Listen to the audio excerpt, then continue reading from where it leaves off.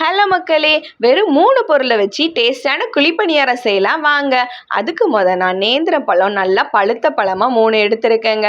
இதை குட்டி குட்டியாக கட் பண்ணி மிக்சி ஜாடியில் போட்டு நல்லா அரைச்சி எடுத்துக்க போகிறோம். அரைச்ச பழத்தை ஒரு பாத்திரத்தில் மாற்றிட்டு அது கூட 1½ கப் அளவுக்கு கோதுமை மாவு சேர்த்துக்க போகிறேங்க. இதை ரெண்டையும் சேர்த்து நல்லா கையை வச்சு பிசைஞ்சு விட்டுக்கோங்க.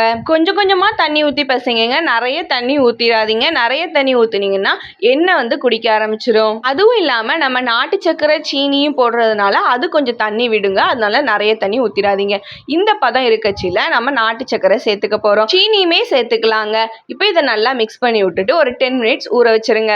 10 மினிட்ஸ் கழிச்சு நல்லா ஊறி இருக்கு பாருங்க. அப்புறம் இதை நான் இப்போ குழிப்பணியார கல்ல எடுத்துக்க போறேன். இது குழிப்பணியார மண் சட்டிங்க. மண் சட்டி ஏன் கருப்பா இருக்கு நீங்க கேட்கலாங்க.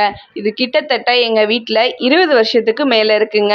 உங்க வீட்டுல பணியார கல் இல்லைன்னா நீங்க வேற ஏதாச்சும் பாத்திரத்துல எண்ணெய் ஊற்றி இதை சுட்டு எடுத்துக்கலாங்க.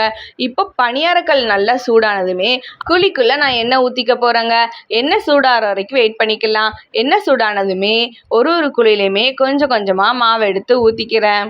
அப்புறம் ஒரு பக்கம் வெந்ததுமே ஒரு கம்பியை வச்சு இன்னொரு பக்கம் வேகிறதுக்காக திருப்பி விட்டுக்கிறேங்க. அழகு போல வருது பாருங்க. சிம்ல வச்சு வேக விடுங்க. அப்பதான் நல்லா பொறுமையா வேகும், இல்லைன்னா கரிஞ்சிருங்க. 2 சைடு வேக விட்டு எடுத்தோம்னா அட்டகாசமான குழிப்பணியாரம் ரெடிங்க. நீங்களும் இந்த டிஷ்ஷை கண்டிப்பா ட்ரை பண்ணி பாருங்க. டேஸ்டியாகவும் இருக்கும், ஹெல்த்தியாகவும் இருக்கும். அப்படி மறக்காம நம்ம பேஜை ஃபாலோ அண்ட் சப்ஸ்கிரைப் பண்ணிருங்க. பாய்.